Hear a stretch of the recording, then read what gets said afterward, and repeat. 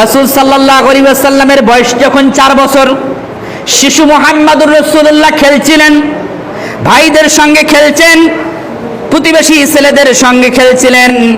এমন সময় রাসূল সাল্লাল্লাহু আলাইহি ওয়াসাল্লামের একটি ঘটনা ঘটে গেল জীবনে। আলাম নাশরাহ লাকা সাদরাক, রাসূল আমি কি আপনার বক্ষকে বিদীর্ণ করে দেই নাই? তার মানে রাসূলের জীবনে ওপেন হার্ট সার্জারি করা হয়েছে। প্রথমবার করা হয়েছিল 4 বছর বয়সে, যখন রাসূল সাল্লাল্লাহু আলাইহি ওয়াসাল্লাম বন্ধুদের সঙ্গে খেলছেন, ভাইদের সঙ্গে খেলছেন, হঠাৎ করে দুইজন সাদা পোশাকওয়ালা লোক এসে হাজির। মুহাম্মদুর রাসূলুল্লাহকে দুইজন সাদা পোশাকওয়ালা লোক এসে পাহাড়ের দিকে নিয়ে চলে গেলেন। পাহাড়ের দিকে নিয়ে চলে গেলেন। কিছুক্ষণ পরে তার বন্ধুরা এবং তার ভাই এসে জানালেন, এরকম অবস্থা, আমাদের যে মুহাম্মদ নামে যে আমার ভাই ছিল, ওই ভাইটাকে দুইজন সাদা পোশাকওয়ালা লোক এসে নিয়ে চলে গেছে। হালিমাতুস সাদিয়ার স্বামী হারেস তখন বললেন, ওটা তো আমাদের আমানত, ওটা তো আমাদের, আরো জোরে বলুন কি আমানত। আমানতের গুরুত্ব কেমন দেখেন।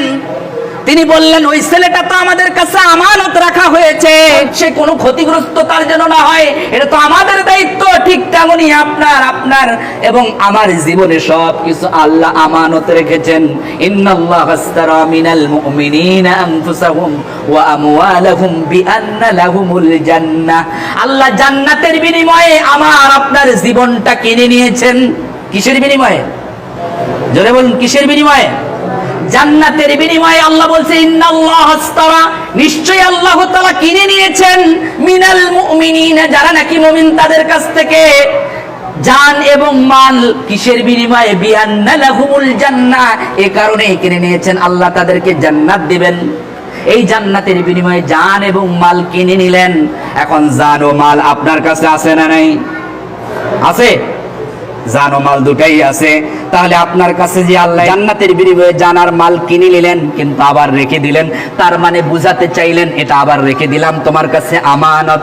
এখন তোমার কাজটা কি? এই আমানতের যথাযথ ব্যবহার তুমি করবে। জোরে বলুন ঠিক কিনা? আপনার জীবনে কোনো সময় অকাজে ব্যয় করতে পারবেন না। আপনার জীবনের কোন টাইম আপনি খারাপ কাজে ব্যবহার করতে পারবেন না। যদি করেন তাহলে আপনি আমানতের খেয়ানত করলেন। আপনার জীবনের প্রত্যেকটা সময় দিন কায়েমের, ইসলাম কায়েমের কাজে ব্যবহার করতে হবে। জোরে বলুন ঠিক কিনা? ঠিক তেমনি ভাবে আপনার জীবনের প্রত্যেকটা সম্পদ, প্রত্যেকটা ধন, প্রত্যেকটা অর্থ, প্রত্যেকটা উপার্জন শুধুমাত্র আল্লাহর কাজে ব্যয় করতে হবে। কার কাজে ব্যয় করতে হবে?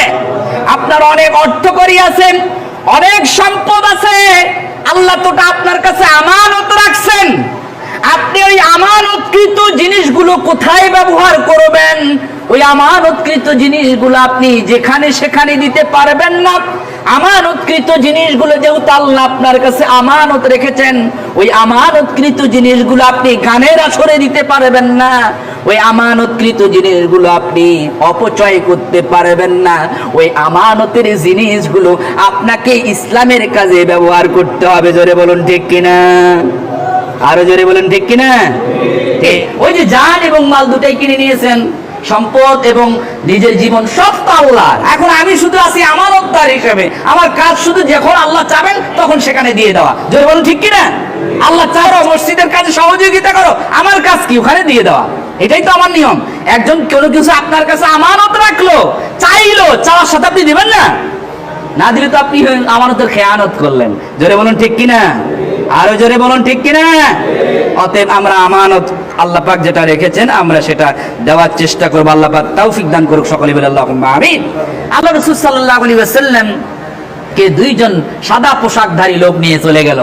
আমাদের দেশেও দেখবেন বিভিন্ন সময়ে গোয়েন্দা বাহিনীর নাম করে কিছু মানুষকে গুম করে ফেলে। জোরে বলুন ঠিক কিনা? এসে সাদা পোশাকধারী কিছু লোক এসে কিছু মানুষকে তুলে নিয়ে যায়, এরপর খবর থাকে না। জোরে বলুন ঠিক কিনা?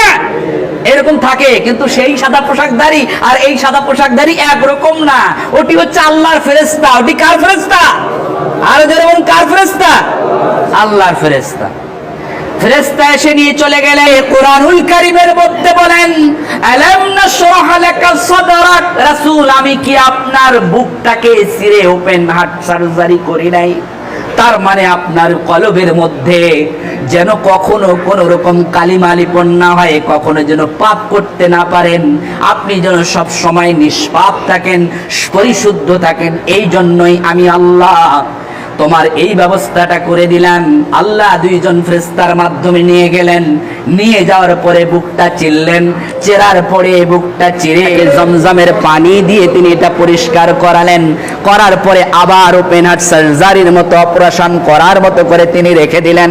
মুহাম্মদুর রাসূলুল্লাহ সাল্লাল্লাহু আলাইহি ওয়াসাল্লামকে ব্যাক করলেন, তিনি ফিরে আসলেন, দাঁড়িয়ে আছেন বিশ্বনবী মুহাম্মদুর রাসূলুল্লাহ সাল্লাল্লাহু আলাইহি ওয়াসাল্লাম। হালিমাতুস সাদিয়ার স্বামী হারেস চিন্তিত হয়ে গেছেন, দৌড় দিয়ে দিলেন, এসে দেখলেন মুহাম্মদুর রাসূলুল্লাহ দাঁড়িয়ে আছে। মুহাম্মদুর রাসূলুল্লাহকে জিজ্ঞাসা করলেন, মুহাম্মদ তোমার কি হয়েছে বাবা? জিজ্ঞাসা করার পর তিনি বললেন, দুইজন মানুষ আসলেন, আসার পরে আমাকে নিয়ে গেলেন, নিয়ে যাওয়ার পরে আমার বুকটা চিরলেন, চেরার পরে কি যেন করলেন, করার পরে আবার করে দিলেন, আমি চলে আসলাম। এখন শুনেছে, আশ্চর্য হয়ে গেছে, কি বাবা ভয় পেয়ে গেছে, এই ছেলেটা তো আমাদের কাছে আমানত রেখেছিল, এর যদি কোনো কিছু হয়ে যায়, এ তো আশ্চর্যজনক একজন শিশু, অতএব এখন আর আমাদের কাছে একে রাখা যাবে না। এই জন্য মুহাম্মদুর রাসূলুল্লাহকে আর এখানে রাখলেন না, হালিমাকে বললেন, হালিমা তুমি এখানে আর তাকে রাখো না, আমি নিরাপদ মনে করছি না। তাই তিনি হালিমাতুস সাদিয়াকে বলে মুহাম্মদুর রাসূলুল্লাহকে আবার আমিনার কাছে